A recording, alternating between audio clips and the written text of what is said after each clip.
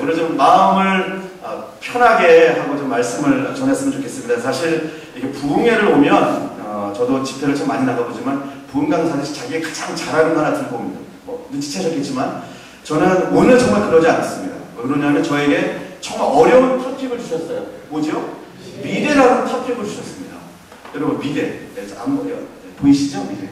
그래서 제가 이 말씀, 이 주제를 가지고 너무나 많은 고민을 했고 기도를 해서 오늘 말씀을 준비하면서 제가 감히 이렇게 말씀드려요. 결론을 맺지 않고 제가 말씀을 준비하고 왔습니다. 하나님 어떤 결론을 내려주실 거 정말 성령님 앞에 기도하면서 하나님 제가 수없이 기도를 말씀을 수천 번을 전했는데 오늘은 결론을 맺지 않고 왔습니다. 하나님 오늘 어떤 결론을 내려주실지 저는 모르겠습니다. 하나님께서 인도하시는 대로 오늘 갈 생각이고요. 제가 하는 사역을 제가 하는 그 일을 가장 잘 보여줄 수 있는 슬라이드가 있습니다. 한번 보여주시겠어요? 혹시 여러분 보입니까? 네, 지금 뭐라고 써있죠? 이게 저희 학교 학생들에게 낸 기말고사 시험 문제였습니다. 어떤 교수님이 기말고사 시험 문제를 냈는데 어떤 학생이 이걸 찍어갖고 페이스북에 올렸어요. 자, 그 다음 걸 한번 보여주세요. 답을 어떻게 썼는지. 뭐라고요? 나는 신학이다.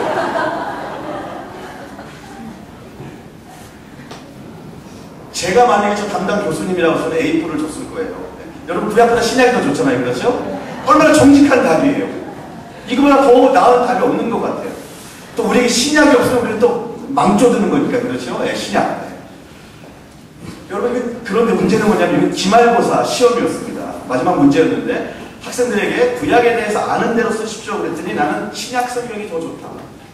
이게 지금 제가 가르치는 6,200명의 학생들의 영적인 수준이고요. 그들의 성경에 대한 수준입니다.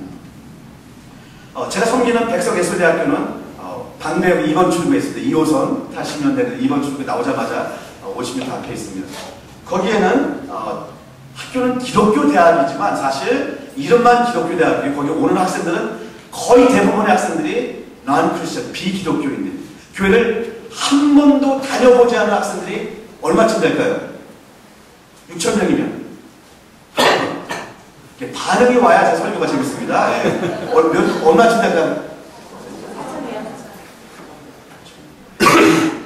한 번도 안 가본 학생들은 제 경험상 한 3,000명 정도. 한 번도 교회를 가보지 않은 학생. 평생 교회라는 곳을 가보지 않은 친구들. 그런 친구들이고요. 그 다음에 교회를 떡볶이 준다 그래서 한두 번 가본 학생들이 나머지 한 2,000명 정도. 그 중에 400명은 열심히 교회를 다니는 학생들인데 그 이유가 뭐냐면 CCM과 학생들입니다. CCM과. 뭐냐면 기독교 음악, 실용음악을 전공하는 학생들이니까 얘네들 다 크리스찬들이에요. 그리고 나머지 한 400명 정도가 말하자면 크리스찬이라고 이야기할 수 있죠. 거의 수업 시간에 들어가 보면요. 사실 이 CCM과 기독교 실용음악을 전공하는 학생들도 사실 신학이 없는 학생들이 대부분이고 예수님을 잘 모릅니다. 여러분 그런 아이들에게 기독교의 기자도 모르는 친구들에게 여러분 우리 창세기 핍시다 그러면 창세기가 어디에 있죠? 성경에 있어요. 그렇죠? 성경을 한 번도 못 본 친구들이 대부분입니다. 그래서 저희는 우리 설립자님이 신입생 모든 매 학기에 3,000명이 들어오는데 그 학생들이 성경을 한 번씩 무료로 줍니다. 그런데 이놈들이 성경을 받으면 어떡할까요? 어떡할 것 같아요? 버리는 데구만. 그 비싼 성경. 어디서 쳐놓은지도 모르고. 성경도 모르고요. 아브라함이 누군지, 야곱이 누군지, 요셉이 누군지, 바울이 누군지, 베드로가 누군지 아무것도 모르는 생짜들입니다. 만약에 우리가 성경을 읽을 때 창세기, 마태복음에 누구를 이야기하고, 바울을 이야기하고 그러면 한 번도 들어본 적이 없어요. 지금 제가 여러분들에게 여기에 지금 반야 신경을 갖다가 지금 강독하는 거랑 지금 똑같습니다. 그런 상황이에요. 지금 여러분 그럼 이해하시겠어요? 하나도 모르죠. 제가 그런 놈들하고 제가 지난 7년째 사역을 하고 있습니다.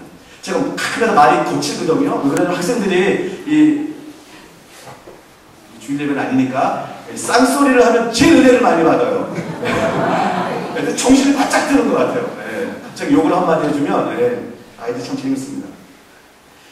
저희 강단에요. 베테랑 선교사님들, 중동 지역에 20년 동안 선교하신 선교사님들, 인도에서 18년 하시는 선교사님들, 베테랑 목사님들, 설교 잘하시는 목사님들 오셔갖고 설교하시면 아이들이 다 줍니다. 제가 분명히 학생들의 이러이러한 학생들이라고 말씀을 드려도 학생들의 코드를 이해를 할 수가 없어요. 지금 여기 계신 어르신들이 도대체 저 젊은 것들이 뭘 하는지 이해를 못 하시듯이 목사님들이, 선교사님들이, 베테랑 선교사님들이, 평생 선교하신 선교사님들이 비기독교 청년들과 어떻게 소통을 해야 하는지 전혀 알려주지를 못해요. 여러분, 저를 지금 다 집중하고 계시지 않습니까? 제가 요새는 좀 많이 좀 이제 괜찮아졌는데요. 제가 학생들에게 계속 설교를 하다가, 책 보시는 설교를 하다가, 이제 교회 초청을 받아 설교를 하라고 하면 다 저를 쳐다보시니까 왜 나를 쳐다보지 그랬어요. 이 시선이 정말 두려워요. 지금은 괜찮아요. 맨 처음 정말 그랬습니다. 얼굴을 깔아야 이게 되는데 다 저를 지금 보고 계시잖아요. 매 주일마다 설교하시는 목사님을 저를 보고 계십니다. 왜냐면 얼굴 들어 이야기 안 해도 다 들고 있잖아요. 어쨌든 머리는 딴 생각을 하고 있어요. 그렇죠? 그래도 어쨌든 보는 싱글싱글 목사님 맞춰가면서 은혜 받는 척 하고 계시잖아요. 요새 젊은 것들은요, 젊은 애들은 그런 신경 안 씁니다. 자기 생각하고 싶은 대로, 자기 느끼고 싶은 대로 행동하는 애들, 요새 10대, 20대 청년들입니다. 아마 여러분들, 우리 어르신들은 그런 것들 때문에 상당히 속상할 겁니다. 근데 그게 요새 아이들이에요. 그걸 수용하지 않으면 절대로 여러분 그들과 소통할 수 없습니다. 어저께도 한 놈이 강의를, 제가 어저께 이제 화요일날 강의가 많은 날인데, 강의를 듣고 있는데 벽 쪽에 항상 앉는 놈들이 있습니다. 그렇죠? 벽 쪽에 앉아서 이러고, 제가 아무리 미국에서 오랫동안 살았어도 그거는 좀 그렇잖아요. 그렇죠? 가서 깃방맹이를 때려주고 싶은데 그러면 사용을 못하죠. 그러면서 얼마나 피곤하니 그치? 더 누워있어. 쫄쫄이 괜찮아. 그렇게 해야 돼요. 이게 접근 방법이에요. 여러분들 성질대로 하시면 아무것도 되는 게 없습니다. 여러분, 듣지 않으려고 하는 사람들에게 무엇인가를 이야기하는 게 얼마나 힘든지 아시죠? 혹시 친구분들 가운데 보험 팔러 오신 분들이 있죠? 얼마나 힘듭니까? 학생들이 그러한 할 수 없어서 할 수 없기 때문에 앉아서 들어야 하는 상황이에요. 누군가 지인이 소개를 해서, 보험하시는 분도 오해하지 마시고요. 누군가 설명을 하고 정말 듣고 싶지 않은 상황입니다. 여러분, 저희 한 6,200명의 학생이 일주일에 16번의 체플이 있고요. 제가 매주마다 1,500명의 학생들에게 체플에 설교를 합니다. 그리고 강의실에 들어가서 300명의 학생들에게 매주마다 강의를 합니다. 그런데 여러분, 안 들으려고 하는 학생들에게 어떻게 무슨 이야기를 하는 거예요? 나는 안 듣겠다라고 작정하고 왔는데, 저희 학교는 기독교 대학이기 때문에요. 설립자님이 아주 강하게 만들었습니다. 보통 기독교 대학에 가면요, 그냥 그 패스 페일이라 그래서 그냥 들어가서 하기만 학점을 주자, 점수를 주지 않고 F를 받든지 통과를 하든지 저희는 A, B, C, A를 다 점수를 줍니다. 그래서 비기독교 학생들도 장학금을 타려고 그러면 여기서 A를 맞아야 돼요. A 플러스를 맞아야 되기 때문에 비기독교 학생들도 열심히 들으려고 하는 학생들이 있죠. 그런 학생들이 여러분, 제가 우리 체포한 450명 창문학교에 앉아있거든요. 그런 학생들을 심정을 한번 보십시오. 나는 가고 싶지 않아. 한 번도 평생도 교회를 가본 적이 없고, 성경을 읽어본 적이 없고, 찬송가를 불러본 적이 없고, 그러니까 얘네들한테는요, 가요를 부르든 찬송가를 부르든 복음성가를 부르든 CCN가를 부르든 다 똑같아요. 한 번도 들어본 적이 없어요. 여러분, 아마 지금 무슨 이야기를 하는지 지금 상상이 안 가시는 분들이 있을 거예요. 그런데 할 수 없이 와서 출석을 안 하면 F 맞으면 또 과락하면요, 계절학기를 들어야 돼요. 그러니까 안 들을 수도 없고, 그거 안 하면 졸업을 못하니까 점수를 받아야 되고 열심히 또 들어오는 거예요. 여러분, 요새 대한민국의 대학생들을 가르쳐 선교적인 용어로 무엇이라고 부르는지 아십니까? 혹시 들어보신 적 있어요? 영어로요, Unreached People Group이라고 합니다. 선교학적인 용어인데요, 미전도 종족이라고 합니다. 미전도 종족. 여러분, 미전도 그대로 해석하시면 돼요. 이해하시면 되면 아직 전도가 되지 않은 부족이라는 말이에요. 부족. 미전도 종족. 지금 대한민국에 정규적으로 교회를 가는 대학생들이 5%가 되지 않습니다. 정말 심각합니다.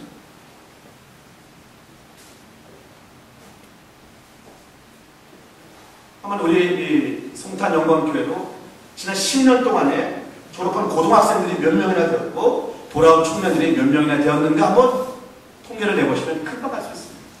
그렇죠? 지난 10년 동안 분명히 여기 이 교회를 지나간 수많은 중고등부 학생들이 있을 겁니다.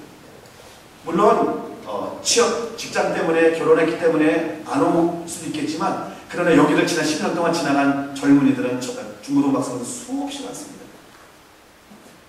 그들은 다 어디로 가 있습니다.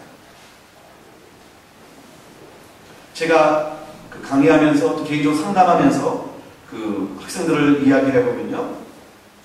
그래도 많은 학생들이 교회를 초중고 때 다녀본 경험이 있어요. 뭐 준다 그래서요? 네, 떡볶이 준다 그래서. 네.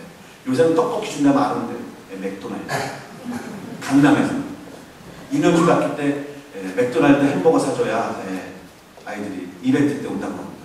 그런 시대입니다.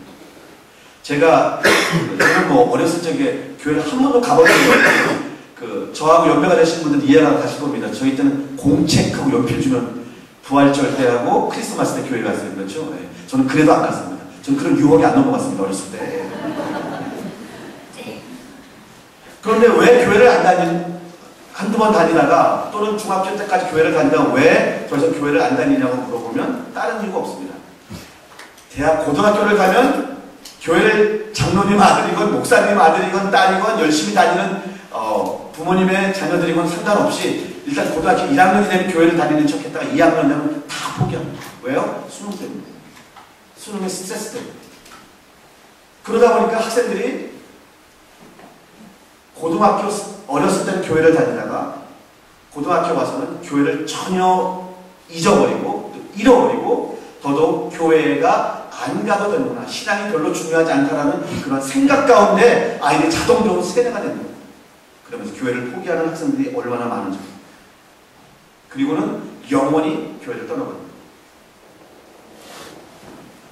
오늘 미래에 대한 이야기를 저거로 해달라고 했습니다. 아마 짐작하실 겁니다. 제가 앞으로 어떻게 이 설교를, 이 이야기를 전개해 나갈지. 우리가 가장 큰 관심을 갖고 집중해야 할 곳은 다른 곳이 아니라 바로 청년들입니다. 다른 곳이 설교지가 아니라 바로 대학 캠퍼스가 그리고 이 교회의 청년부가 우리들의 선교지고 선교가 되어버렸다는 안타까운 사실입니다. 이제 교회에 있는 젊은이들조차도 교회에서 빠져나가고 있습니다. 여러분 지금 한국 대학은 엄청난 위기에 처했습니다.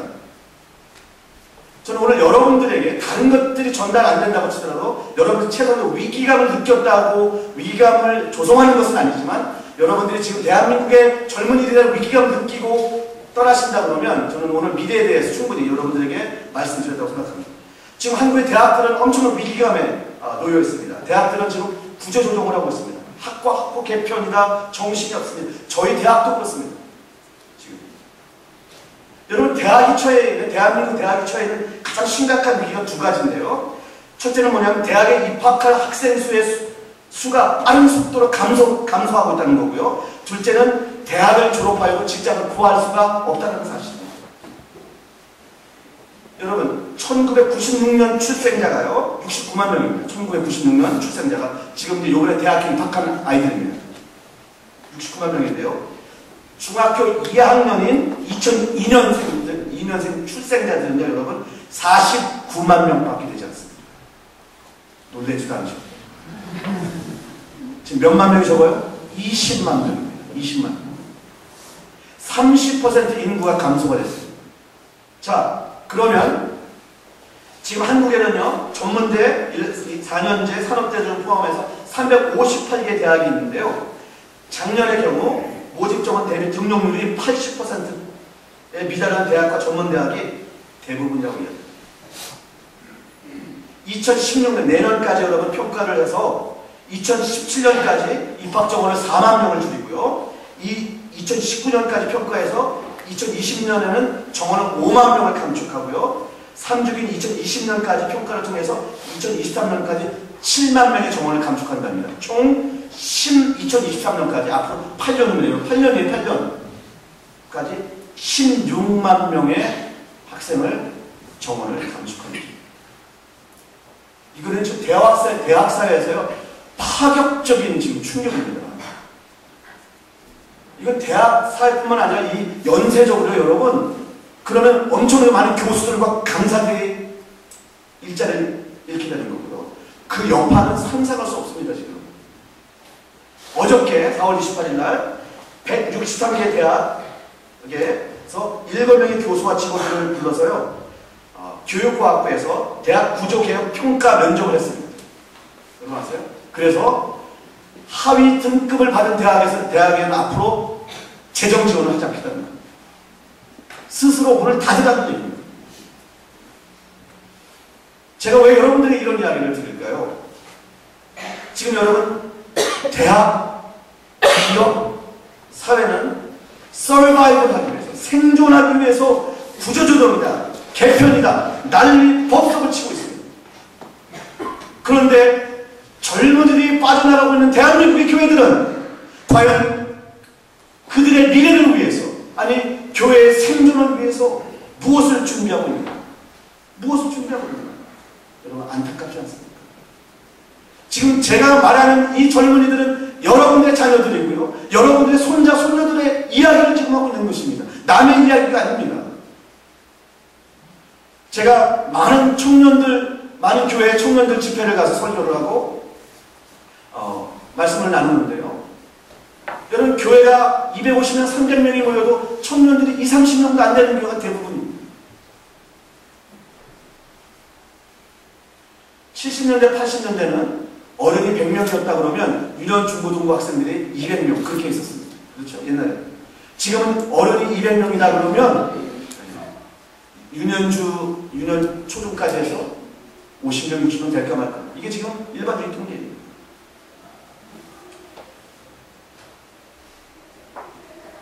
우리 송탄 영광교회는 무엇을 준비하고 있는가? 여러분, 요새 3포 세대라는 말 들어보셨죠? 3포 세대. 우리 젊은이들이 연애, 결혼, 출산을 포기한답니다. 요새 또 5포 세대까지 나왔어요. 연애, 출산, 결혼에다가 뭐죠? 인간관계에다가 이제 집을 사는 것까지 포기했다는 거예요. 그만큼 미래가 깜깜해지고 있습니다. 여러분, 혹시 달관 세대라는 말 들어보셨습니까? 얼마 전에 조선일보에서 특집을 내서 상당히 화제된 이야기입니다. 이제는 젊은이들이 미래가 암담하고 깝깝하니까 그냥 대충 인생을 달관했다는 거죠. 대충 살겠다는 겁니다. 그래서 재미난 게 뭐냐면요, 그 조선일보에서 인터뷰한 것들을 봤더니 우리가 아는 명문대를 졸업하고 나서 대기업에 취업했다가 너무 힘들다는 거예요. 일하는 게 아침 6시에 출근해갖고 저녁 9시, 10시까지 일하는데 월급은 쥐꼬리만큼 주니까 그냥 그거 때려치고 학원 강사해서 한 달에 200만 원씩 자기는 벌고 그냥 먹고 살겠다는 거예요. 와. 지금 젊은이들의 생각이 쉽게 가겠다는 거예요. 왜 인생 그렇게 어렵게 살아? 그냥 쉽게 가죠. 3포 세대다, 5포 세대다, 달관 세대다. 요새 젊은이들을 호칭하는 단어들이 상당히 많이 있습니다. 요새 또 산모남이라는 이야기도 우리 여학생들 들어봐요. 산모남, 3가지가 없는 남자들, 쓸모없는 남자, 능력 없는 남자, 재수 없는 남자. 산모남이라고 합니다.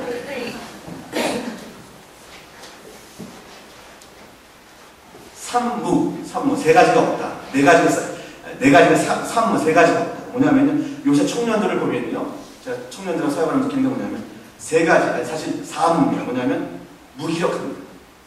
무책임하고 무감동, 무관심.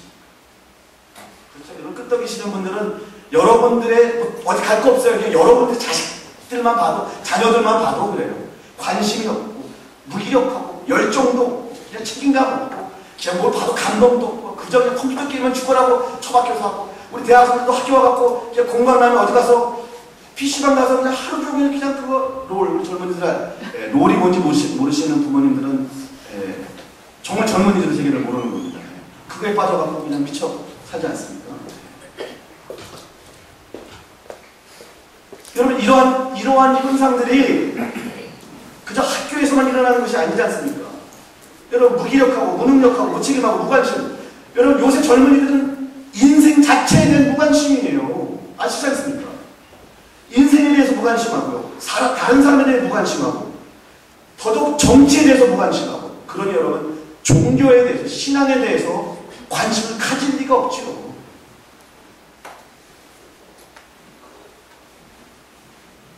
선언이 너무 길으셨는데요. 여러분, 정말 이러한 청년들에게 과연 우리가 어떻게 다가갈 것인가, 우리는 고민하지 않을 수 없습니다. 여러분, 오늘 정말 여러분과 제가 위기감을 느끼고 떠나가셔야 합니다. 여러분, 이런 시대에, 이런 세대에 살고 있는 청년들에게 과연 우리는 어떻게 접근하고 어떻게 하나님의 말씀으로, 복음으로 다가갈 수 있을까? 과연 이들에게 하나님의 말씀은 어떤 의미가 있고 예수 그리스도의 십자가 죽음과 부활은 어떤 의미가 있을까? 고민해보자 하는 겁니다. 오늘 설교 제목이 뭐죠? 혹시 기억나세요? 있습니까? 베데스다 2055년입니다. 제가 우리 목사님에게 설교 부탁을 받고 집회 부탁을 받고 고민하면서 기도하면서 이 교회를 향한 하나님의 메시지가 뭘까? 그래서 계속 제 마음속에 떠오르게 하신 말씀이 베데스다였어요. 저는 이유를 몰랐습니다. 그러면 묵상하면서 이 말씀을 사실 제가 준비했습니다. 2000년 전의 베데스다, 그리고 지금 현재 창립 40주년을 맞이하는 송탄 영광교회에게 2015년의 베데스다는 어떤 의미입니까? 그리고 앞으로 40년 후인 2055년을 맞이하는 송탄 영광교회에게 베데스다는 어떤 의미일까? 아마 그런 맥락에서 한번 같이 우리가 고민해 보았으면 좋겠습니다. 여러분, 2000년 전에 한번 베데스다로 찾아가 봤으면 좋겠습니다. 이 요한복음 5장 1절부터 9절의 말씀을 우리가 너무나 잘 아는 말씀입니다. 그렇죠? 여러분, 어렸을 때부터 또는 목사님 설교의 말씀을 통해서 우리가 수없이 들었던 이야기입니다. 자, 이곳에 많은 사람들이 모여 있습니다. 어떤 사람들이 모여 있습니까? 병자들이 모여 있다고 이야기합니다. 그런데 재밌게도 병자들이 모여 있다고 성경은 이야기하는데 특별히 세 부류의 사람들을 이야기합니다. 많은 환자들, 병자들이 있는데 어떤 사람들이죠? 눈먼 사람들, 다리 저는 사람들, 혈기 마른 자들, 영어로는 패럴리틱을 해서 중풍병자들을 아마 이야기하지 않나 그렇습니다. 많은 환자들이 있는데 왜 세 부류의 사람들만 여기에 언급을 했을까? 한번 고민을 나름대로 해봤습니다. 사실 거기에 엄청나게 많은 사람들이 그 베세다 연못의 주변에 있었을 겁니다. 그런데 왜 이 세 부류의 사람들을 특별히 성경은 언급하고 있을까? 왜 요한은 언급하고 있을까? 제 생각에는요, 제가 묵상한 것은 이 사람들은 아마 정말 누구보다 다른 사람들과 비교했을 때 희망이 더 없던 사람들, 가족도 포기하고 자신이 속해 있던 공동체도 포기하고 사회도 포기한 사람들, 아마 많은 환자들이 있었지만 가장 심각한 환자들이 아닐까. 어떤 맥락에서요? 여러분, 오늘 말씀을 보니까 3절과 4절에 이렇게 이야기하죠. 그 많은 사람들이 그 주변에 모였던 이유가 뭡니까? 물이 움직임을 기다리다가, 그죠? 천사가 못에 내려와서 물을 움직이게 하면, 동하게 하면 움직임에 먼저 들어가는 사람이 어떤 병에 걸렸든지 낫게 된다는 그런 전설이 있다는 것을 믿었어요. 그러니까 거기 주변에 온 사람들의 소망은 뭐였습니까? 언제 천사가 내려와서 이 물을 움직이게 하는, 동하게 하는 요 스토리, 그렇죠? 그게 이 사람들의 한 가지 소원이었고 소망이었고 기대였습니다. 그거 한 가지를 바라보면서 이들은 살아왔습니다. 그런데 여기 많은 병자들이 있지만 특별히 우리가 성경에서 언급한 누구죠? 눈먼 자들, 장님들, 다리 저는 사람들, 그리고 이 중풍병자, 이 세 사람들은요, 정말 이 바램은 이 천사가 내려와서 이곳에 물을 움직인다고 할지라도 이들에게는 꿈이 이루어진다는 것이 불가능했습니다. 여러분, 눈을 앞을 볼 수 없는 장님이 천사가 내려와서 물을 동한다고 할지라도, 물을 움직이게 한다고 할지라도, 여러분, 앞을 못 보는 사람이 어떻게 그 연못으로 갈 수가 있겠습니까? 여러분, 다리 저는 사람이 어떻게, 두 다리 생산한 사람이 먼저 뛰어들어가지 어떻게 가겠어요, 여러분? 중풍병자가 여러분 어떻게 몸을 감으면서 그 연못에 뛰어들어갈 수 있겠습니까? 많은 환자들이, 많은 병자들이 있었지만 이 세 부류의 사람들은 가장 희망이 있는 곳에 가장 희망이 없는 절망 가운데 있었던 사람들은 사실입니다. 이들에게는 그림의 떡이었습니다. 이루어질 수 없는 소망이었고 절망이었고 불가능한 일이었습니다. 이는 누구도 스스로의 힘으로 누군가 도와주지 않으면 스스로의 힘으로 베데스다에 들어갈 수 있었어요, 없었어요? 없었던 사실. 그런데 여러분 누가 이들을 돕겠습니까? 생각해 보세요. 자기가 먼저 뛰어들어가야 병을 고치는데 이 사람들을 제쳐두고 먼저 뛰어갔습니다. 이런 상황에서 이 세 부류의 사람들, 저는 이 베데스다에 모여있던 병자들과 또 정말 희망이 없던 사람들, 이 본문을 묵상하면서 하나님이 저에게 주신 하나의 메시지가 있었습니다. 그 메시지는 바로 이것입니다. 왜 이들은 베데스다에 모였었던가? 왜 이들은 성전이나 회당에 몰려가지 않았을까는 사실입니다. 여러분, 지금 이들은 누구입니까? 이스라엘 백성들, 하나님이 택한 선민입니다. 이들은 어려서부터 하나님의 말씀을 듣고 하나님의 능력과 하나님의 권능을 누구보다도 잘 알고 믿었던 사람들입니다. 이들은 때가 되면 하나님의 성전에 가서 예배를 드리고 제사를 지냈던 그러한 선택된 특별한 민족들이었습니다. 어려서부터 기에 못 치가기도록 하나님이 이스라엘 백성들을 애굽에서 구원하시고 그 엄청난 일들을 기적과 역사를 보여주셨다는 것을, 그리고 엘리야와 엘리사의 사역들을 통해서 하나님이 죽은 자를 일으키시고 병자들을 고치시고 놀라운 역사들을 이들은 귀가 따갑게 어렸을 때부터 들었던 자들입니다. 그런데 왜 이들은 성전으로 가지 않았습니까? 이들은 왜 회당으로 몰려가지 않았습니까? 매 안식일이면 하나님의 말씀이 선포되는 그 회당에, 오늘날 이야기는 교회에 왜 그들은 가지 않고 왜 이 미신 따위를 믿는 이 베데스다에 모여 있을까? 왜 그랬을까? 이유는 간단합니다. 이들에게 더 이상 그들의 믿고 받드는 종교는 그들에게 아무것도 제시할 수 있었던 것이 없었다는 사실입니다. 능력이 없는 종교였습니다. 역사와 기적과 하나님의 임재가 나타나지 않는 그런 종교였던 것입니다. 저는 요한복음 5장의 시사하는 바가 매우 크다고 저는 믿습니다. 생명력이 없는 종교, 변화가 없는 교회, 능력이 없는 모임은 세상 사람들에게 어떤 매력도 줄 수 없습니다. 그들의 종교, 율법, 회당, 바리새인, 율법사, 제사장들은 그 누구에게도 도움이 될 수 없었습니다. 영적 지도자들에게 기대할 것이 없었습니다. 그래서 이들은 2000년 전에 베데스다로 이들은 갈 수밖에 없었다는 사실입니다.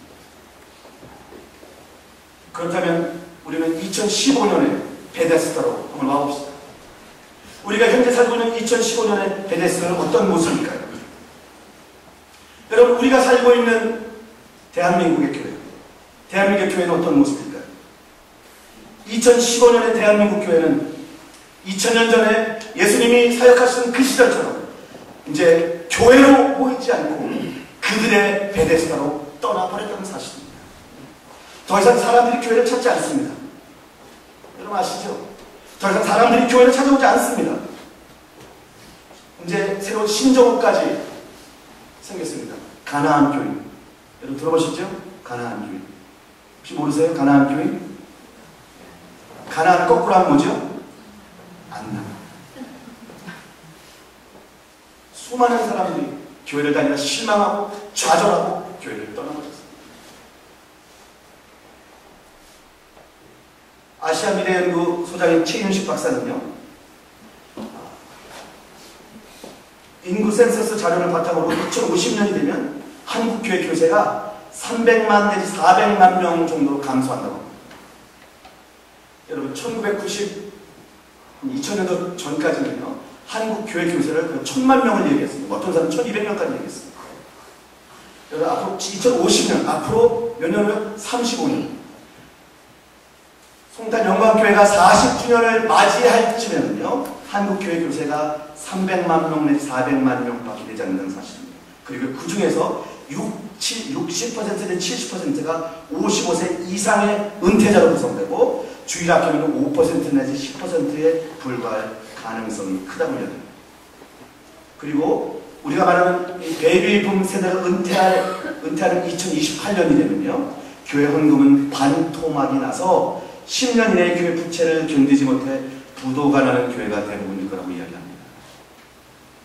그러면서 요번에 새로 나온 책 한국교회 미래의 지도라는 책에서요, 3년 후, 앞으로 2015년, 2018년 안에 한국교회는 3가지로 갈라질 수 있다고 이야기합니다. 첫째는 선방하는, 잘하면 정체, 잘해봤자 정체라는 겁니다.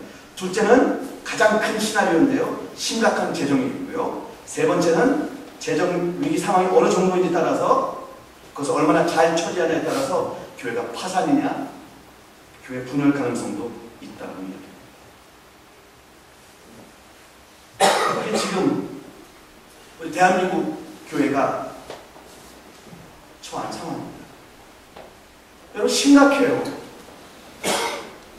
우리 어르신들이 지금까지 한평생 눈물과 기도와 땀과 희생과 헌신과 헌금으로 세우는 이 교회들이 앞으로 더 이상 설 자리가 없다라는 안타까운 사실을 우리가 인식해야 되는 사실입니다. 저는 이민교회에서 오랫동안 목회를 했습니다. 제가 목사님하고도 이야기를 하면서 하나님의 은혜로 33살에 제가 담임 목사로 총빙을 받아서 교회를 조그만 교회를 제가 심화하면서 저도 하나님의 은혜로 교회도 지어보고 또 사역에 정말 이민교회 목회라는 자체가 힘들지만 정말 그런 목회 현장에 오랫동안 제가 몸을 담고 있었습니다. 2009년 이후로 저는 지역교회에서 목회하는 목회 전선을 떠나서 어떤 면에서 평신도의 입장에서 교회 예배를 참석하고 또 교수의 입장에서 학생들을 가르치고 또 물론 채플 시간에 설교를 매주마다 하고 있습니다. 그러면서 여러분 저는 엄청난 일들을 제가 깨닫고 알게 되는 그런 축복이 있었다고 생각합니다. 저는 그래서 목사님들이 꼭 안식년을 드려야 된다고 저는 생각합니다. 교회 편이 힘들어도 꼭 안식년을 가시고 그렇지 않고서 결코 느낄 수가 없습니다. 결코 느낄 수가 없습니다. 제가 느낀 것 중에 여러분 재미난 것 중에 하나가 뭐냐면요. 목회 현장에 있을 때는 도대체 예배를 인도하고 신방을 가고 하는 모든 것들은요. 사실 교회 안에서만 일어나는 일들이거든요. 그러니까 도대체 느낄 수 있는 것이 아무것도 없어요. 그런데 교회 밖으로 나오니까 얼마나 많은 평신도들, 이제는 제가 미국에 다시 돌아가고 많은 교회 교인들을 만나고 장로님들을 만나고 집사님들을 만나니까 이제 물론 제가 목사이지만 나름대로 이야기를 해주는데 정말 언블리버블입니다. 수많은 이야기들을 듣게 됩니다. 그리고 제가 매일 만나는 친구들은 이제 만으로 19살, 20살 된 비기독교 청년들입니다. 그들의 이야기를 들어봅니다. 여러분 지금 세상은 엄청난 속도로 변하고 있고 인터넷, SNS를 통해서 엄청난 정보를 빠르게 접할 수 있는 그런 시대가 오지 않았습니까? 그런데 교회 공동체는 아직도 20세기 중반에 걸쳐있는 느낌입니다. 제가 제일 많이 듣는 이야기가 이런 겁니다. 평신도들한테 또는 교회를 다니지 않는 사람들한테 또는 가난한 교인들한테 이런 이야기를 듣습니다. 잘하는 건 원하지도 않는데 교회의 상식만 통해도 돼. 상식만 있어도 돼. 투명했으면 좋겠다. 너무 권위적이다. 폐쇄적이다. 제가 우리 오늘 목사님 만나니까 여기는 하나도 이게 맞지 않더라고요. 정말 감사합니다. 진심입니다. 여러분 오늘날 2015년 대한민국 왜 사람들이 교회로 오지 않고 그들의 베데스다로 찾아가요? 여러분 많은 사람들이 교회를 처음 오는 사람들이 이런 이야기를 교회 오면 재미가 없대요. 재미가 없대요. 그러면 여러분 사람들이 그런 이야기 하면 여러분 교회 전도하시는 분들 그러면 교회 가면 재미가 없대요. 여러분 재미가 없다는 말이 뭘까? 요새 아이들에게 재미가 뭐냐라고 한번 물어보세요. 재미는요 공감. 여러분 세상 사람 교회 안 다니는 사람들 지성을 무시하시면 안 돼요. 여러분 그들이 교회 재미없어서 안 가 그러면 여러분 그 교회 가서 여기서 우리가 뭐 노래방처럼 뭐 노래방에 노래를 불러야겠어요. 뭐 그들을 위해서 매주마다 이벤트를 해야겠습니까? 아니거든요. 많은 분들이 착각하고 물론 그런 것도 필요하다고 생각합니다. 교회가 재미없다는 건 뭐냐면 자기들과 너무나 동떨어진 삶을 사는 것처럼 성도들이 이야기하고 교회 예배와 메시지가 전혀 자신의 삶과 연관 없다는 관련 없는 이야기를 하고 있다는 거죠. 여러분 세상 사람도 교회를 다니지 않는 사람도 재미가 뭔지 압니다. 정말 세상적인 재미를 원하면요 여러분 노래방 가면 되고 술집 가면 되고 그런 데 가서 즐기면 돼요. 제 성도 이들이 교회를 온다고 작정했을 때는요, 세상에서 얻을 수 없는, 세상에서 찾을 수 없는 something 무엇인가 그것을 느끼고 체험하기 위해서 오는 것입니다. 저는 오늘날 우리 교회가 이런 것을 잃어버리고 살지는 않나. 저도 이민교회 목회하면서요, 참 재밌고 즐거운 목회를 했어도 불구하고 참 교회에 말이 많습니다. 감투 싸움 왜 이렇게 많은지 몰라요. 그놈은 집사가 많지. 교회는 다 집사야. 네. 모든 교인의 집사와. 그렇죠. 이름 모르면 그냥 집사님, 그런 얼마나 편해요. 그렇죠. 또 한국 분들은 누구누구 이름, 이제 미국은 다 이름을 부르니까 좀 미국 사람은 괜찮은데, 이거 뭐라고 처음 왔는데 모르니까 교회 처음 왔는데 집사님이야. 교회 평생 처음 왔는데, 아니 집사님이죠. 예. 부영예배 같은 데는 집사님이에요. 그렇죠. 또 그렇게 안 불러주면 또 서운해.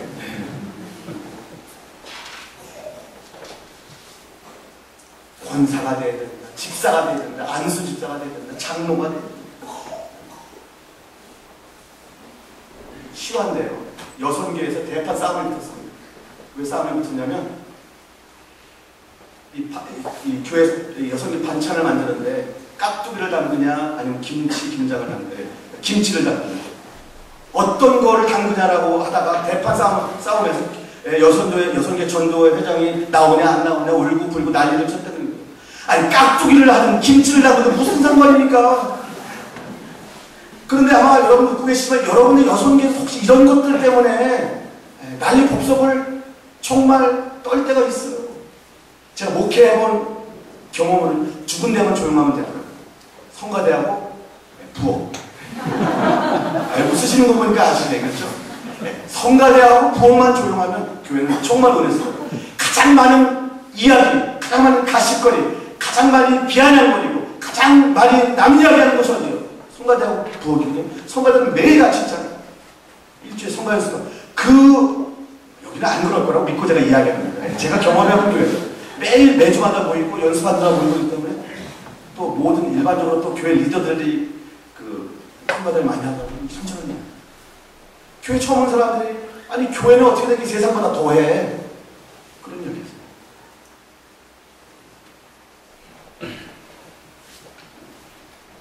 여러분 교회가 생명이 없으니까, 교회가 능력이 없으니까, 예수님이 빠져버리니까 이런 일이 벌어지는 거예요.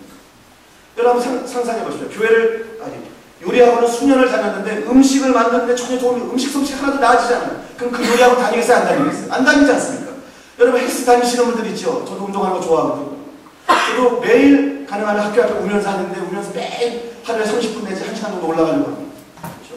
여러분 대한민국 오니까요, 야 진짜 한국 사람들 건강식품 좋아해요. 뭐 해독 주스다, 무슨 보조식품이다, 뭐가 이렇게 많은지. 제 아내는요, 한국에 온 지 이제 한 2년 됐는데 노트북 한 권을 뭐 방송에 다 적어서 요리 박사가 됐어요. 몸에 좋고 무슨 이야기만 하면 이게 몸에 좋고 이게 뭐에 좋고. 야, 미국은 그런 이야기 안 하거든요. 근데 여러분 그렇게 열심히 지금 난리법석을 떠셨는데 여러분 건강이 좀 좋아지셨어요? 어떠세요? 여러분 우리가 요리학원을 다니든 건강식품을 먹든 헬스를 다니든 하는 이유가 뭡니까? 우리 삶의 변화가, 우리 몸의 변화가 일어나기를 원하는 마음으로 하는 거 아니지 않습니까? 그런데 여러분 교회를 다녔는데도 우리의 삶에 아무런 변화도 없고 아무런 감동도 없고 아무런 열정도 없고 더 경건해진 것 같은데, 더 거룩해진 것 같은데, 더 종교성이 많아진 것은 같지만 우리의 삶의 기쁨과 즐거움과 삶의 풍요로움이 없다는 사실.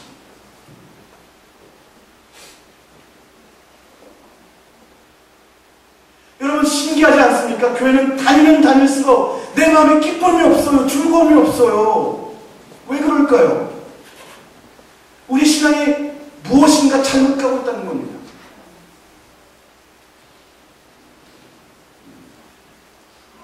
저는 오늘날 21세기 기독교인에게 회복해야 할 것이라면 즐거움과 기쁨이라고 생각합니다.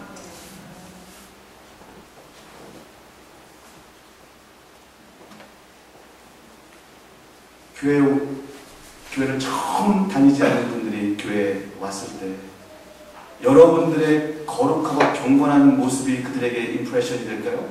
인상을 줄까요? 아니면 여러분들의 웃음과 마음속 기쁜 것에서 넘쳐나는 기쁨과 웃음,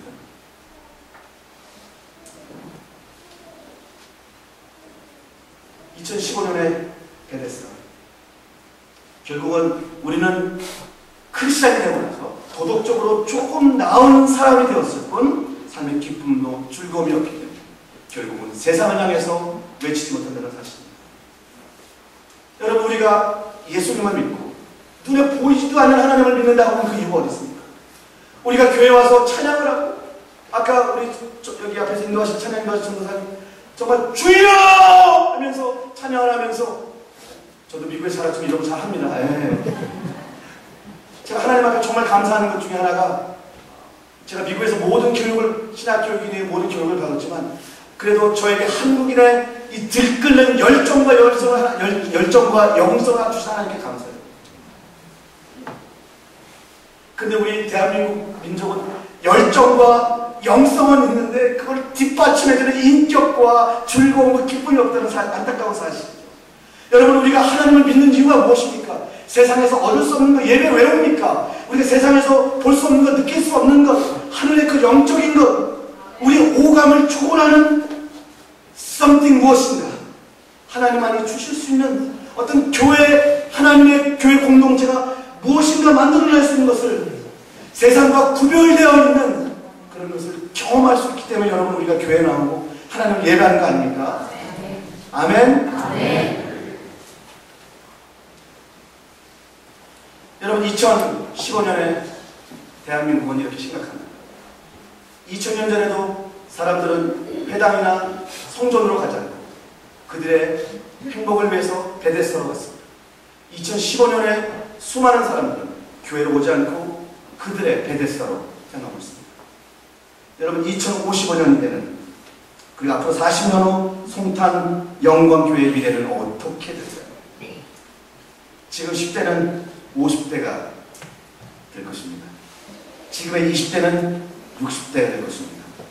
지금의 30대는 70대가 될 것입니다.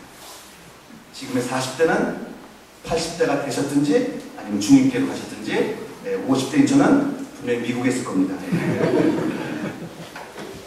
제가 설교 초반부에 말씀드렸던 3포 세대, 5포 세대, 달관 세대, 3무 세대, 4무 세대, 그들의 20대, 그들이 앞으로 40년 후에 여러분 이 교회의 주역이 될 거고 주인이 될 것입니다.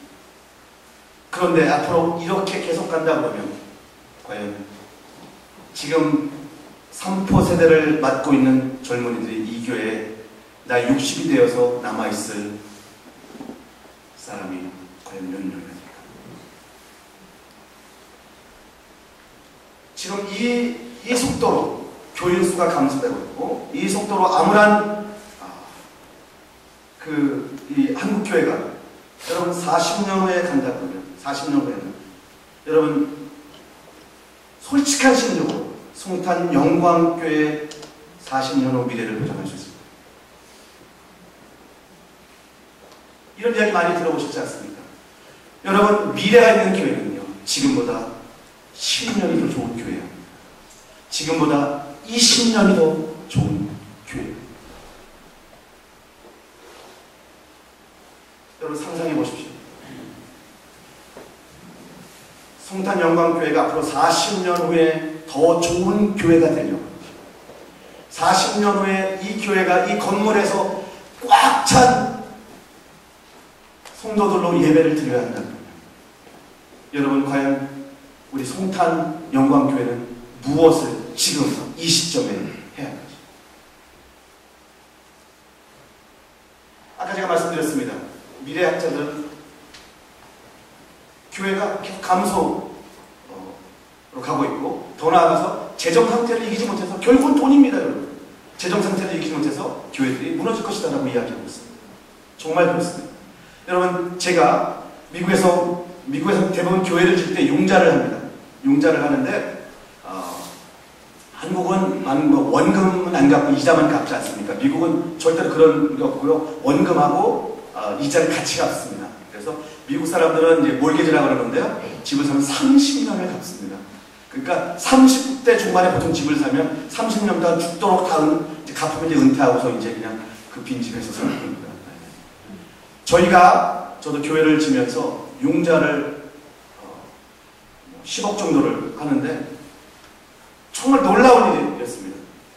교회의 미래를 걱정하고 근심하는 사람들이 교인이 아니라 여러분 돈을 빌려주는 사람이었어요.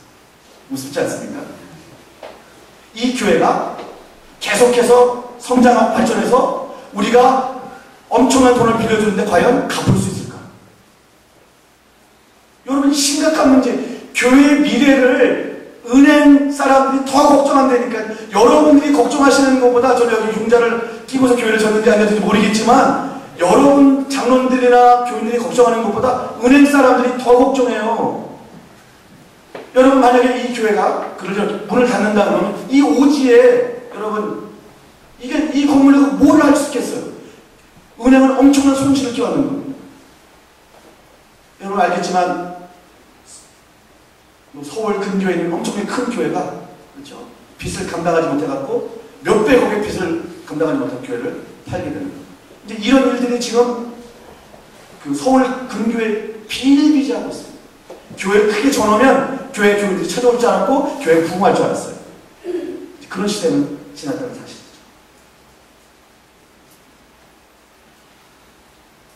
여러분 2055년에 베데스다는요. 저는 찾아가는 교회가 되는 것입니다. 예수님은 베데스다로 가셨습니다. 예수님은 베데스다에 있던 많은 사람들 가운데 가장 심각한 질병으로 38년 동안 고생하던 그 사람에게 찾아가서 말씀하셨습니다. 저는 이 말씀을 묵상하면서 이러한 감동이었습니다. 지금까지는요, 교회는 사람들이 오기를 기다렸어요. 그렇죠? 자, 가만히 앉아있어도 여러분, 교회에 몰려왔습니다. 여러분, 70년대, 80년대, 90년대는 그랬어요. 이민교회도 그랬습니다. 이민교회에 엄청난 부흥을, 한국교회가 부흥했던 것처럼 이민교회 똑같이 엄청난 부흥을 일어났습니다. 더더욱 한국 같은 경우는 아파트나 모기 좋은 데다가 교회를, 죄송합니다, 차린다 그러면, 교회를 오픈하면 사람들이 몰려 들어왔습니다. 사실 지금 있는 많은 대부분의 대형 교회들은요, 정말 몫이 좋은 곳에 교회를 시작했어요. 우리가 솔직히 인정할 건 인정해야 됩니다. 여러분, 아파트다 이제 교회가 들어서면, 프로그램이 좋으면, 목사님의 설교가 좋으면 교회에 몰려 들어왔습니다. 그리고 사람들은 교회에 오면 무엇인가를 얻을 수 있다라고 생각했습니다. 여러분, 70년대, 80년대 한국이 얼마나 어려웠습니까? 제가 80년도 1월 24일 대한민국을 떠나면서요. 정말 한국이 정말 못 살았어요. 제가 이런 이야기를 젊은이들에게 많이 해줍니다. 요새는 젊은이들이요, 내 삶이 너무 힘들고 고난이래요. 왜 고난이냐? 여러분, 그러면요, 새로 나온 아이폰 6가 있는데 그 6를 부모님이 안 사주셔서 고난이 되는 거예요. 여러분, 우리 때 고난은 점심을 저녁을 못 먹는 게 고난이었어요.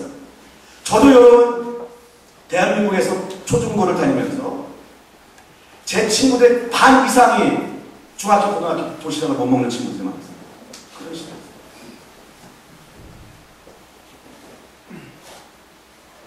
그러니까 그때는 여러분 70년대, 80년대는 한국의 성장과 함께 그렇죠. 또 어떤 이런 성공의 이야기, 예수 믿으면 부자 된다, 치병기복, 또 병이 낫는다, 명예 뭐 이런 것들 때문에 뭐 그런 것 때문에 하지만 여러 가지 복합적인 이유로 사람들이 막 교회에 막 몰려들었습니다.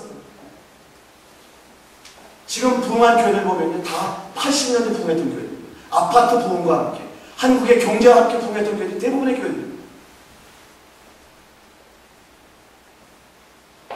그런데 여러분, 2015년에 대한민국은, 그리고 2055년에 대한민국은요, 사람들은 이제 이런 생각을 하고 섭니다. 우리는 하나님 없이도 이러고 충분히 얻을 수 있어. 여러분, 아프면 어디 가면 돼요? 어디 가면 돼요? 병원 가면 되잖아요. 옛날에는요, 아프면 목사님이 안수기도를 했어야 되는 이유가 뭐냐면 병원 갈 돈도 없고 병원도 없었어요. 그렇게 많지. 우리 어르신들 알 거예요. 그렇죠? 지금은 여러분 이제 암도 고치는 그런 시대에 왔습니다. 하나님이 필요가 없어요. 돈도요, 차이만 있지 뭐 그렇게 내달처럼 궁색하게 갔어요. 여러분, 풍요로운 삶, 평강이 있는 삶, 여러분 좋은, 요새 한국 콘도가 얼마나 좋습니까? 이번 그 5월 1일이 근로자의 날입니다. 금요일날 금토 월요일이 낀 적이고요. 5월 5일이 어린이날입니다. 지금 얼마나 많은 사람들이 이미 지금 KTX는 이미 예약이 다 끝났고요. 해외로 나가는 사람 콘도들 예약. 교회에 올 여유가 없습니다. 여러분 이제는 생명수를 준다고 해도 교회 안 옵니다. 여러분 그거 아셔야 돼요. 옛날에는 예수님 믿으면 구원 있고 평강 있고 기쁨 있고 생명수가 있습니다. 영생이 있습니다. 지금 콧방귀도 안 껴요. 저는 매일 그런 놈들하고 사역을 하고 있어요. 관심이 없어요. 아니 관심이 없는 사람들한테 어떻게 영생에 대한 관심을 이야기하고 천국에 대한 관심을 이야기하며 아니 지금 내가 먹고 사는 게 만족하고 그저 아이폰만 갖고 있으면 다 괜찮고 무슨 전자기기만 있으면 괜찮은 그 친구들한테 무슨 복음이 필요하고 무슨 영생이 필요하겠습니까? 세상 사람들은 관심이 없습니다. 여러분 우리 꿈깨야 돼요. 교회 문을 열어놨다 그래서 교인들이 찾아오지 않습니다. 2055년에는 더욱더 그럴 것입니다. 저는 그래서 예수님이 그들에게 찾아가셨다고 저는 믿고 있고요. 또 베레스다로 모일 수밖에 없었던 그대 상황과 여건, 그대 종교는 아무것도 할 수 없었고 2015년에 대한민국 교회는 역시 베데스다로 모인 또는 가나안 교회 성도들을 향해서 아무것도 할 수 없고 영적 지도자들의 문을 넣겠던 그 상황에서 결국은 우리 앞으로의 교회는 나가는 교회 될 수밖에 없다는 사실. 우리 한국 사람 모이는 거 정말 좋아합니다. 새벽 기도도 모이고 수요 예배, 금요 예배, 주일 예배, 오후 예배, 저녁 예배, 또 부흥 집회. 목사님 소리 좀 힘드시죠? 네. 여러분 왜 한국 목사님들 가운데 세계적인 설교자가 안 나오냐면요, 설교 횟수가 너무 많아요. 미국 목사님들 일주일에 딱 한 번 설교하세요. 그럼 일주일에 딱 한 번 설교하시는 목사님들의 공부와 영성과 통찰력과 일주일에 10번씩 설교하시는 목사님들의 설교를 어떻게 비교할 수 있어요? 저는 그냥 이거 설교 한 편 수십 시간 준비해갖고 와서 한 번 하면 되지만 저번에 매주마다 이렇게 하면 저거 안 와요. 못해. 할 수가 없어요. 모이는 게 좋습니다. 그러나 저는 새로운 우리가 패러다임을 제시한다고 그러면 이제는 우리가 가야 합니다. 얼마 전에 제가 누구라고 말만 하면 아는 정말 유명한 신학자가 한 분 계십니다. 그분과 제가 오랫동안 한 이야기가 뭐냐면 대한민국의 교회의 패러다임이 바뀌어야 된다고. 이제는 생명수가 있으니 교회로 오라고 해도 안 온다고. 이제 생명수를 퍼주러 나가야 한다는 것입니다. 어떻게 해요? 왜 생명수가 필요한지 보여줘야 돼요. 여러분 보십시오. 제가 여기 지금 아이패드를 들고 있는데 지금 여기 있는 어르신들한테 아무리 제가 이게 좋다고 드린다고 해도 안 맞으실 거예요. 이거 뭐 어떻게 키는지도 모르잖아요. 버튼도 없잖아요. 그렇죠? 지금 젊은이들이 그렇거든요. 복음에 대해 전혀 창세기의 치읓자도 모르는 애들에게 어떻게 그들을 교회로 끌고 올 수 있습니까? 그 교수님과 오랫동안 이야기를 하면서 이런 이야기를 했습니다. 지금 교회들은 미랄이 되어서 썩어 죽어야 합니다. 여러분 잘 들으십시오. 지금 대한민국의 교회들은 미랄이 되어 썩어 죽어야 합니다. 그리고 새로운 시대에 맞는 교회들이 태동할 수 있도록 토양을 만들어 줘야 합니다. 여러분 무서운 이야기입니다. 교회가 앞으로의 세대가 일어날 수 있도록, 태동할 수 있도록, 살아날 수 있도록 우리가 하나님의 미래를 위해 썩어 죽자. 그렇지 않으면 대한민국의 미래는 여러분, 교회 미래는 진짜 없습니다. 사랑하는 성도 여러분, 여기 보니까 머리가 희끗희끗한 분들이 많이 계시고요. 아마 40년의 역사를 지켜보신 분들이 계실 겁니다. 여러분들의 분명히 간절한 기도와 소원과 바라는 이 송탄 영광교회가 계속해서 성장하고 부흥하고 젊은이들이 이 교회에 차고 넘치는 것을 소원하시고 기도하시고, 내가 이 교회에서 얼마나 비생했고, 내가 얼마나 눈물을 들이며 내 헌금을 들이며 내가 정말 열심히 모은 내 인생의 모든 것들을 투자한 이 교회, 여러분 분명히 성장하고 이 교회가 지탱하기를 바라십니다. 그런데 여러분에게 단도직입 좀 묻겠습니다.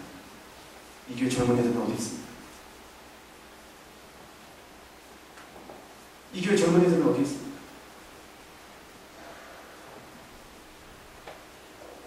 여러분들이 한평생 인생을 들인 이 교회가 더 성장하고 발전해야 하는데 지금 10대, 20대들은 어디가 있냐는 거. 여러분, 우리만 좋은 교회는 안 됩니다. 우리만 좋은 교회는 더 이상 안 됩니다. 아까 목사님하고 잠깐 식사하면서 또는 이야기했지만 이제는 젊은이들에게 여러분 엄청난 투자와 여러분들의 헌신을 지금 하지 않으시면 40년 후에 성탄 영광교회는 존재하지 않습니다. 이런 이야기를 하지 않습니까? 젊은이들은 미래의 주인이다. 여러분, 잘못된 생각입니다. 젊은이는 지금의 주인입니다.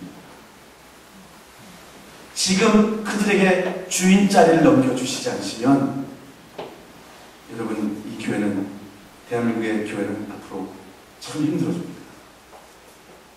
제가 목회하던 그 이민교회에서는요, 하나님이 정말 축복하신 건강한 교회였습니다. 그 이유 중에 하나가 뭐냐면 저희가 3부 예배를 드렸는데 1부 예배는 한국어, 2부 예배는 영어, 3부 예배는 한국어, 이렇게 예배를 제가 3번을 집도를 했는데, 예배를 했는데 제일 좋은 시간이 10시. 미국 사람들이 제일 좋아하는 시간이 10시. 10시에 2세들 젊은이들에게 예배 시간을 주고 11시 반에 어른들이 예배를 드렸습니다. 여러분, 예배 시간 바뀌는 게 여러분 쉬운 거라고 생각하십니까? 예배 시간 때문에 생명 거는 분들 무진장 많습니다. 여기 장로교회죠. 저도 보수 장로교회에서 안수를 받고 보수 장로교회에서 사역했습니다. 제가 교회를 짓고서요, 제일 먼저 한 일이 드럼을 강대상 바로 여기에다 올려놔니, 여기도 아니고 요 뒤에다. 이것 때문에 교회 떠난 사람도 많이 있습니다. 감히 하나님의 성전에서 드럼을, 야, 여기 짱입니다, 목사님. 대부분의 교회들이 드럼 여기 안 올려놓거든요. 역시. 여러분, 이런 것들이 아무것도 아닌 것 같지만 젊은이들에게 되게 신선합니다. 젊은이들에게 교회의 추억권을 맡겨야 돼요. 미래에 대한 이야기를 해달라고 했습니다. 불편한 이야기입니다. 암울한 이야기입니다. 위기를 이야기하고 있습니다. 여러분, 이런 이야기만 듣고 끝나는 것이 아니라 저는 한번 아까 목사님 잠깐 말씀드렸던 띵크탱크를 만드셔서 정말 앞으로 40년 후에 우리 교회가 존재하기 위해서 젊은이들을 어떻게 이 교회의 주인 의식을 주고 이 교회를 이끌어갈 수 있을까 고민해야 합니다. 돈이 들어요, 여러분. 돈이 들어요. 젊은이들 사이에 왜 있니? 퍼주는 거에 계속, 아까 우리 부장 집사님 계속 우리 젊은이들 밥을 많이 사주신다 그러는데, 정말 하나님 100배 이상 갚아주실 거죠, 믿어요. 여러분, 젊은이들 보면 제가 하는 사역 중에 하나가 배고프니 밥 먹자. 그럼 교회 안 가는 애들, 여러분, 밥 한 끼 사주는 게 젊은이들에게는 엄청난 충격으로 다가갑니다. 밥 사줄까 그러면 여러분 그 5,000원, 6,000원 밖에 안 나면 왜 이렇게 좋아하는지. 저는 우리 송탄 영광교회가 계속해서 성장하고 부흥해서 11시 예배 여기 젊은이들이 압도하는 그런 교회가 되었으면 좋겠어요. 아멘? 네. 그런 교회가 돼야 돼요. 어른들은 내가 어떻게 사는 교회인데 어떻게, 여러분, 내 눈에 흙이 들어가지. 저 그 이야기 진짜 이민교회에서 많이 들었습니다. 제가 청년들 집회한다고 이 강대에서 옮겼어요. 권사님들, 장로님들 불불불 이렇게 떨어지면서 내 눈에 흙이 들어가기 전까지는 강대상을 못 저 옮겼으니 어떡합니까? 눈에 흙이 들어가기 전에 강대상 옮겼어요.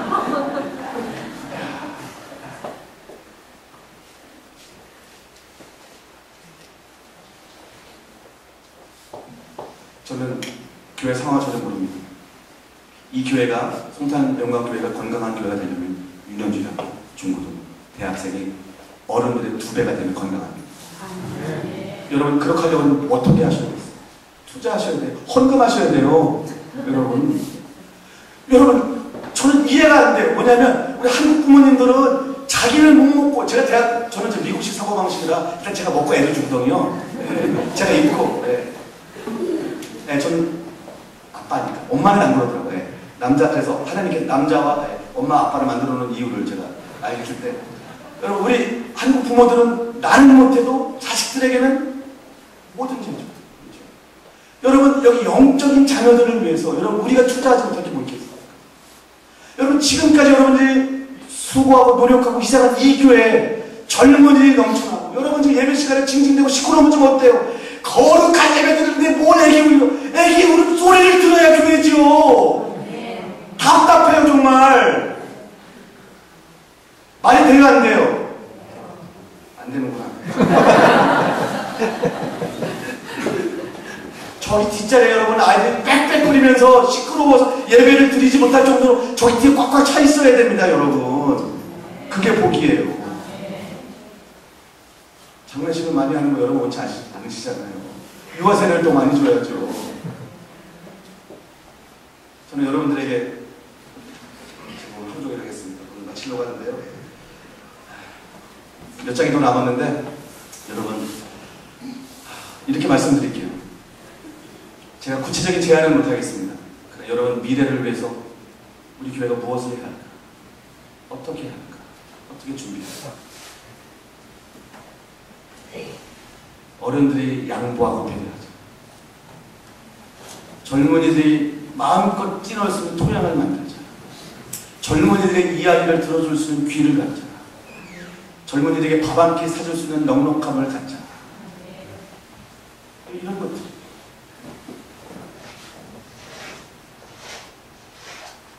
그리고 전문 사역자들을 오게 하셔서 유전주학교도 그렇고 중고등부도 그렇고 그래서 교회 그런 쪽으로 인적으로 투자를 하셔요. 그래서 정말 좋은 훌륭한 영적인 자녀들을 초중고 학생들, 대학생들을 양성해서 이 교회를 그 다음 세대를 이끌어가는 그런 교회가 됐으면 정말 좋겠습니다. 아, 네. 그래서 예수님께서 이렇게 말씀하시죠. 맨 마지막에 어떻게 말씀하십니까? 오늘 말씀 보니까